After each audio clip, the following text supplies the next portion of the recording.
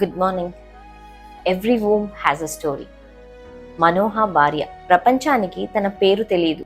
ఒక సాధారణ గృహిణిలా తను ఉండుండొచ్చు, కానీ దేవునికి తను చాలా ప్రత్యేకమైనది. సంసోన్ యొక్క జననం గురించి దేవుడు మనోహకు గాని ఒక ప్రవక్తకు గాని తెలియపరచలేదు, గాని మనోహ యొక్క భార్యకు తెలియచేశాడు. దేవదూత మనోహ భార్యకు ప్రత్యక్షమై ఒక కుమారుడు కలుగబోతున్నాడు అని చెప్పిన వెంటనే తను ఆమె భర్త వద్దకు వెళ్లి దీన్ని అంతటినీ వివరిస్తుంది.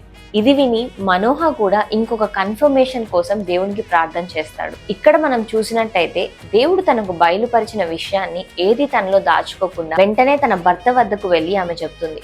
అలాగే మనోహ కూడా దేవదూత తన భార్యకే కనిపించిందని అసూయపడలేదు, మరియు తను నిజం చెప్తుందో లేదో అని అనుమానించలేదు. ఇంతకు ముందు మనం చూసినట్లయితే ఒక కుమారుణ్ణి అనుగ్రహిస్తాను అని చెప్పి అబ్రహామునకు దేవుడు వాగ్దానం ఇస్తాడు.